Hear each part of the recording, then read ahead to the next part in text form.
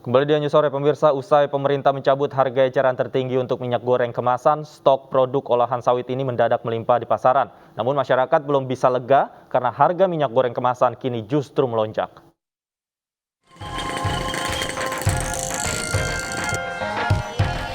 Fenomena langkanya minyak goreng di pasar belum hilang dari ingatan masyarakat.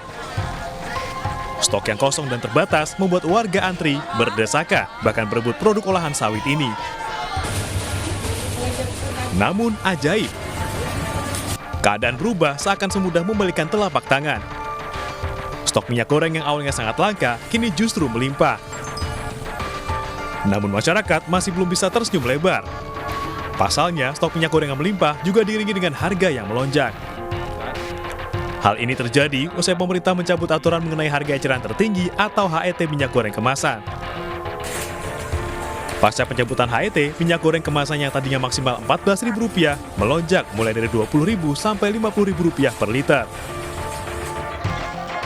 Berbeda dengan minyak goreng kemasan, minyak goreng curah masih diatur harga tertingginya, yaitu Rp14.000 per liter. Jenis minyak ini hanya akan dijual kepada masyarakat rumah tangga, usaha mikro, dan usaha kecil. Pemerintah pun akan memberikan subsidi yang disalurkan melalui distributor yang terdaftar. Dengan demikian, selisih harga minyak goreng curah dan kemasan kini semakin jauh. Hal ini pun diprediksi akan memicu pergeseran konsumen dari minyak goreng kemasan ke minyak goreng curah subsidi. Tim iNews melaporkan. Lalu apa sebenarnya yang terjadi hingga minyak goreng seolah ditahan dan dilepas ketika harga tinggi? Untuk membahasnya sudah bergabung bersama kami Ketua Komisi Pengawas Persaingan Usaha KPPU Ukay Karyadi. Selamat sore Pak Ukay. Selamat sore Pak Ukay. Selamat sore. Baik, Pak Ukay, begitu HET dicabut, pasokan minyak goreng langsung banyak di pasaran. Sebenarnya fenomena apa ini yang terjadi Pak Ukay? Ya, ini kalau bagi kami ya, ini bisa menegaskan bahwa sinyal kartel makin kuat. Karena apa? Karena sebelumnya kan ketika kebijakan HET diambil itu ada dalam rangka menstabilisasi harga. Di akhir tahun lalu sampai Januari itu harga juga berkisaran sekitar Rp20.000 per liternya, naik dari awalnya sekitar Rp14.000. Makanya pemerintah intervensi dengan HET, masuk DMO dan DPO.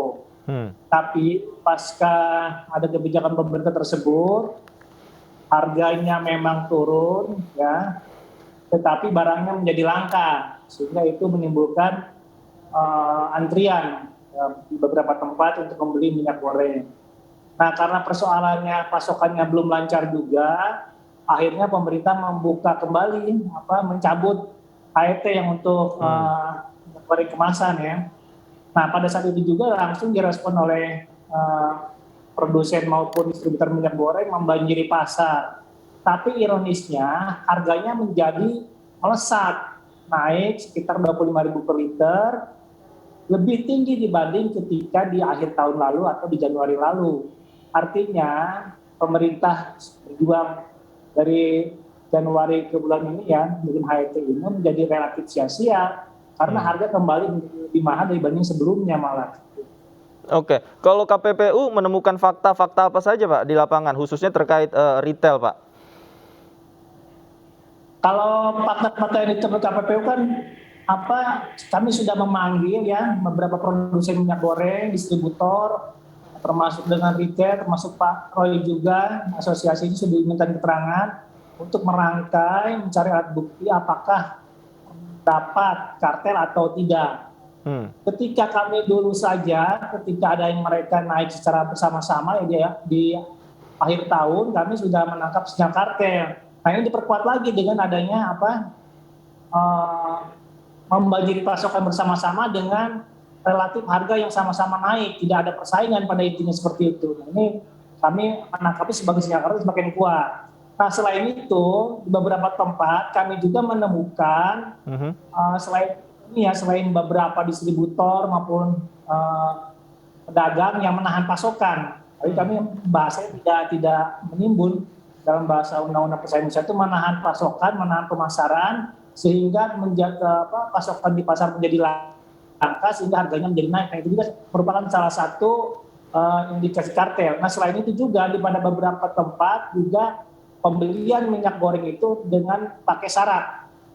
Dibanding atau kait dengan produk lain. Nah, ini juga tidak boleh orang mau membeli minyak goreng ya minyak goreng saja, tidak perlu dipakai syarat harus membeli barang ini itu. Seperti itu juga termasuk pelanggaran. Baik. Pak Ukay, tadi Anda katakan ada beberapa yang menahan pasokan meskipun tidak menimbun. Sebenarnya apa alasan mereka menahan pasokan? Apakah hanya semata-mata karena harga saja atau ada alasan lain, Pak Ukay?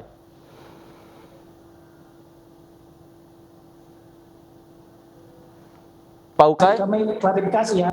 Ya.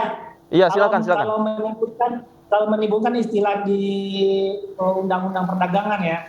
Kami karena terkait kartel ini berapapun pasokan ditahan ke pasar, apabila itu bisa mempengaruhi harga dan menahannya itu dikoordinir atau bersama-sama, itu bisa masuk ke kartel. Terlebih lagi ini kebutuhan pokok ya, minyak goreng itu kan inelastis produknya. Berapapun harga akan dibeli masyarakat dan masyarakat tidak bisa ada substitusinya. Makanya ketika ditahan pasokannya, jangankan seminggu misalnya sehari 2 hari itu akan juga berdampak pada pasar. Nah, itu juga kami dalami apakah ini dilakukan secara bersama-sama, artinya ada obrol untuk mereka untuk menahan pasokan sehingga terjadi kelangkaan dan harganya naik, atau memang sendiri-sendiri. Nah, kalau mereka misalnya secara bersama-sama itu semakin memperkuat adanya kartel, seperti itu Mas David. Oke. Kalau bersama-sama semakin memperkuat indikasi adanya kartel. Oke, kita bicara kartel. Kartel ini kan tidak bisa berdiri sendiri. Artinya mereka punya jaringan, mereka juga melakukannya secara bersama-sama. Sejauh ini apakah fakta itu sudah mengarah ke arah sana? Apa yang memperkuat fakta-fakta tersebut? Ya. Orang ini, ya kan, pemainnya tidak banyak. Sekitar 70-an, tapi kalau dikerucutkan mereka sering terafiliasi dan pemainnya hanya 5 pemain yang menguasai lebih dari 60% terafiliasi dengan memiliki pengelolaan CPO dan memiliki industri turunannya berupa minyak goreng. Artinya harusnya karena mereka memiliki pasokan masing-masing untuk bahan bakunya, tentunya walaupun misalnya dimaknai ada kenaikan bahan baku misalnya, tentunya kan dia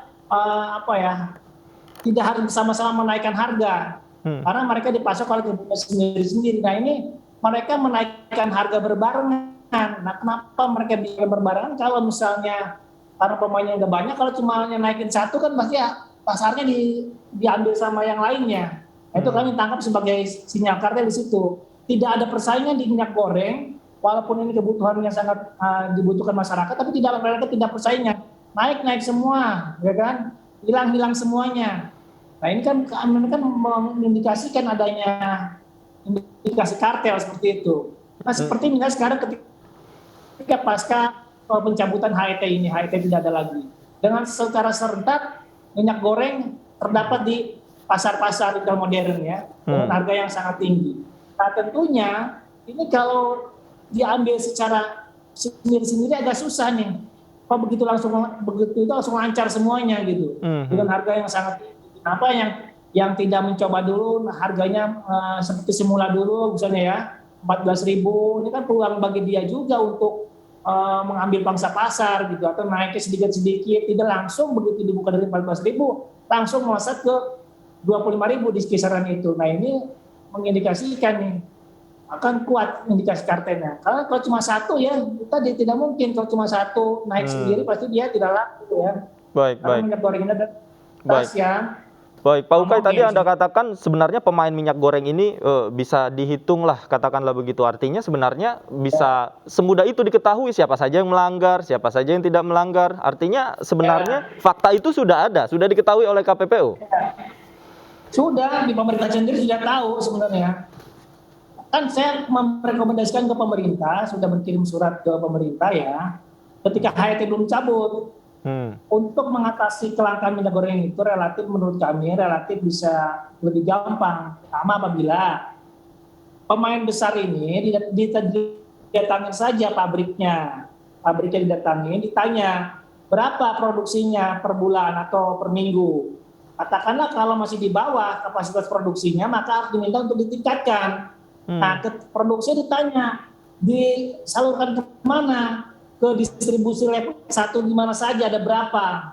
Katakanlah ada 10. Ditanya ke 10 itu, benar nggak menerima sekian? Benar. Disalurkan kemana saja? Ke distributor level 2, ke agen, dan hingga ke pengecer. Seperti itu. Jadi dari industrinya dulu, dari pabriknya dulu ditelusuri, bukan dilihat di pasarnya. Karena pasar itu adalah tergantung dari atasnya, dipasoknya. Nah, sekarang kita sering terminabobokan oleh narasi yang dibangun bahwa stok minyak goreng cukup. Kalau cuma stok, kalau belum digelontorkan ke pasar tidak berdampak apa-apa. Kalau stoknya masih di produsen, masih di gudang distributor, masih di gudang agen, itu kan tidak berdampak apa-apa ke pasar. Karena konsumen, ibu-ibu rumah tangga tidak membeli minyak goreng ke pabrik, ya, tidak ke distributor, seperti itu. Oke, Pak Ukay, rencananya besok pemerintah dan juga kepolisian ini akan mengumumkan siapa saja yang terlibat dalam mafia minyak goreng ini. Apakah mungkin salah satunya yang diumumkan ada terindikasi dari tadi pemain-pemain yang Anda katakan, pemain minyak goreng besar? Ya, tapi belum tahu ya. Tapi kalau misalnya ya, mestinya ini kalau dilihat secara holistik, karena ini kasusnya kan seluruh Indonesia, yang merata seluruh wilayah Indonesia. Ya kan? Tidak dari Sabang sampai Merauke relatif sama terjadi kelangkaan minyak goreng dan juga terjadi kenaikan harga yang cukup signifikan. Artinya kalau dilakukan oleh pemain-pemain kecil relatif susah. Karena kalau pemain kecil kan mainnya di wilayah-wilayah tertentu saja, yang menengah kecil itu. Nah, mestinya memang ada pemain besar kalau ada indikasi pelanggaran, ya, karena ini bersifatnya menyeluruh, merata seluruh Indonesia. Baik, artinya ada indikasi pemain besar nih sebenarnya yang menjadi biang kerok lah, katakanlah kelangkaan minyak goreng dan juga harganya juga kembali mahal. Baik, terima kasih Pak Ukay Kaharyadi, Ketua KPPU sudah bergabung bersama kami di iNews Sore. Selamat sore. Pemirsa, usai dicabutnya harga eceran tertinggi minyak goreng yang sebelumnya langka kini melimpah. Belakangan, pemerintah melalui Menteri Perdagangan menyatakan sejumlah mafia minyak goreng telah ditangkap.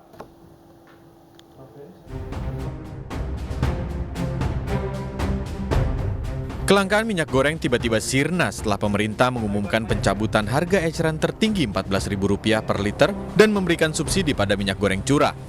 Setelah harga diserahkan ke pasar, minyak goreng kemasan kembali menghiasi etalase toko. Menteri Perdagangan Muhammad Lutfi menegaskan pemerintah tidak pernah kalah dari mafia minyak goreng. Lutfi mengklaim polisi telah menangkap para mafia. Ingin mengklirkan ya kepada teman-teman media, kita pemerintah tidak pernah mengalah, apalagi kalah dengan mafia. Saya akan pastikan mereka ditangkap dan calon tersangkanya akan diumumkan pada hari Senin, baik itu yang mengalihkan minyak subsidi itu ke minyak industri, baik yang diekspor ke luar negeri maupun di repack untuk dijual dengan harga yang tidak sesuai dengan HET. Pemerintah pun telah menggelar operasi pasar minyak goreng bersubsidi untuk memenuhi kebutuhan masyarakat. Tim Liputan iNews melaporkan.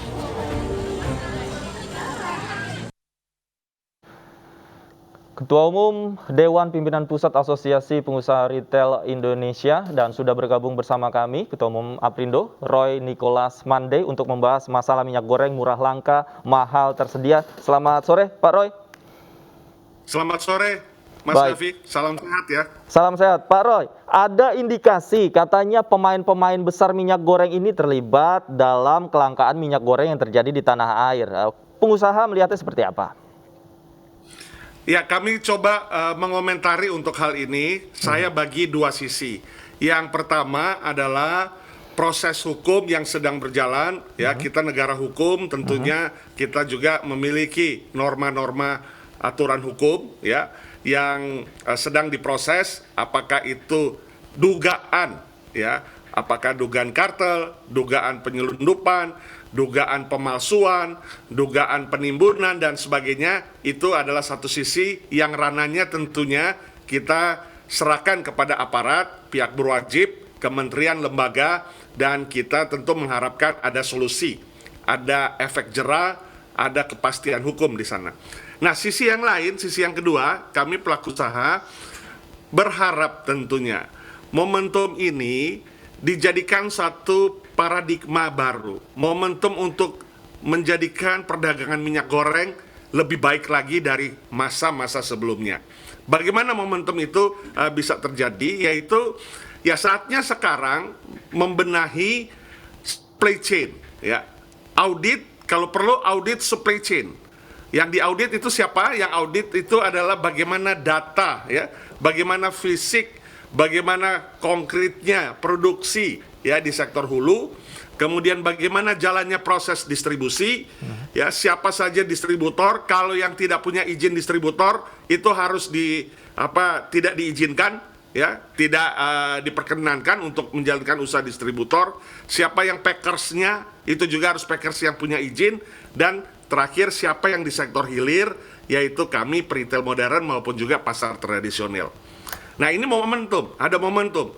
Supaya apa? Supaya kita tidak inginkan, kami pelaku usaha juga tidak inginkan kejadian ini berlarut-larut, bahkan menjadi musiman pada saat tahun yang depan, ya, tahun berikutnya, kita mengalami lagi. Dan ini sesuatu yang tentunya kita nggak harapkan. Baik. Kemudian yang kedua, sekaligus momentum komunikasi publik kita perbaiki. Karena selama ini peraturan-peraturan yang dikeluarkan, kelihatannya tidak ada komunikasi publik yang terintegrasi, ya, yang transparan, yang langsung dari pemangku kepentingan. Yang mana? Yang mana, Pak Roy? Kita bingung. Kebijakan yang mana yang komunikasi publiknya ini tidak maksimal? Iya, contohnya saja. Bagaimana Permendak itu juga sudah dilakukan dari bulan Januari. Ini mencatat lebih kurang di bulan Januari ada 3 Permendak. Nah, ini tentunya komunikasi publik ini mungkin bukan poksinya dari Kemendak, karena ada poksi kementerian lain lagi kan untuk komunikasi dan info publik. Nah, kemana komunikasi dan info publik dari kementerian lain atau lembaga lain itu? Supaya apa? Supaya masyarakat tidak keburu panik buying dulu, misalnya seperti itu. Ya. Kemudian bagaimana kriteria spekulan? Supaya semuanya saling menjaga nih, nggak ada yang mencoba-coba untuk jadi spekulan, misalnya seperti itu. Demikian yang kita harapkan. Baik. Pak Roy, saya ingin spesifik ke tadi Anda katakan audit juga harus dilakukan dari hulu ke hilir. Bukankah audit itu sudah dilakukan oleh KPPU? Tadi KPPU juga mengatakan bahwa ada indikasi pemain besar minyak goreng yang terlibat dalam pelanggaran-pelanggaran ini. Mereka sudah cek pabriknya dari sisi produksi sampai distribusinya, bahkan sampai ke pasar-pasar tradisional. Seperti apa tanggapan Anda? Kalau untuk audit yang dilakukan tentunya kami pelaku usaha berharap merupakan bagian daripada sinergisitas kementerian dan lembaga yang ada. Kalau audit yang fisik itu satu sisi, ya, audit data itu satu sisi. Tetapi audit misalnya, ya, kementerian yang menjaga buat pelabuhan misalnya, ya, kita bicara di situ ada lembaga bea cukai misalnya. Kemudian lembaga yang mengatur juga untuk proses verifikasi data, ya, penandatanganan PE ekspor, ya, selain Kementerian Perdagangan kan ada juga yang tentu ada yang harus menjaga terhadap keutuhan data tersebut, kebenaran data tersebut. Kemudian juga bagaimana supply chain ini, audit supply chain ini juga memperkirakan atau memprediksi, ya, bagaimana kebutuhan nasional ini supaya tidak pernah menipis. Ya, karena kan masyarakat kita bertambah, populasi kita bertambah, ya, pertumbuhan penduduk kita sekitar 7-8% setahun. Kalau angkanya masih 2-3 tahun lalu, ya pasti lewat jumlah kebutuhan demand-nya. Kemudian bagaimana analisa pasar global? Tentu kementerian terkait juga harus duduk di sana, ya, supaya dapat juga mentransfer dari situasi atau global terhadap kondisi, ya, krisis energi, krisis iklim dan lain sebagainya, sehingga kebutuhan CPO naik. Dan dapat juga membuat harga kita naik tentunya. Nah, ini perlu diorkestra, perlu dijadikan suatu kesatuan. Baik, ya. Pak Roy, tapi kita lihat pada faktanya di lapangan begitu, Pak Roy. Begitu HET dicabut, pasokan minyak ini langsung membludak di minimarket, kemudian di warung-warung. Nah, kalau dari Anda, dari sisi Anda melihat ini apa sebenarnya fenomena yang terjadi? Kemana ketika harga murah, kemana barang itu? Kemana minyak gorengnya? Begitu harganya sudah dikembalikan lagi ke pasar, muncullah barang itu. Ya. Jadi seperti di awal tadi saya katakan bahwa untuk persoalan yang sisi disebut atau diindikasi kartel, penimbunan, penggelapan, penyelundupan, biarlah pihak aparat wewenang yang menyampaikan dan mengklarifikasikannya. Apalagi rencana bahwa besok akan diumumkan atau lusa atau minggu depan, biar kapasitas aparat yang berbicara, aparat hukum, Bareskrim dan Satgas Pangan. Tetapi kami dari pelaku usaha melihatnya bahwa memang perdagangan minyak goreng ini kan bukan baru 1 tahun terakhir atau baru 2 tahun terakhir, tapi sudah bertahun-tahun. Nah, artinya tentunya perlu ada satu pembaharuan ya.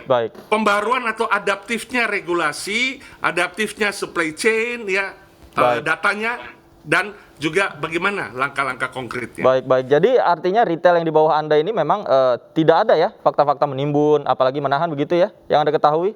Oh iya, itu kita sudah klarifikasi bahwa retail modern nggak pernah mungkin bisa nimbun. Gudang kita terbatas, ya kemudian kita setiap saat jam operasi toko bisa disidak. Kemudian kita juga menambah biaya kalau kita menyimpan barang lebih lama, dan itu sudah kita sampaikan kepada publik. Baik Pak Roy Nikolas Mandey, Ketua Umum Aprindo, sudah bergabung bersama kami di Anju Sore. Terima kasih banyak atas waktunya Pak, selamat sore. Terima kasih. Pemirsa, Anju Sore masih akan kembali dengan sejumlah informasi menarik lainnya, di antaranya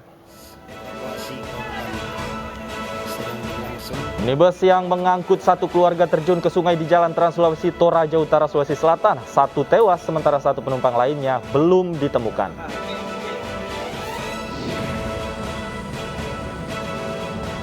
Tawuran antar 2 kubu warga di Makassar, Sulawesi Selatan kembali terjadi. Akibat tawuran ini, seorang warga terluka parah terkena sabetan senjata tajam. Informasinya kami hadirkan usai jeda, tetaplah di Anju Sore.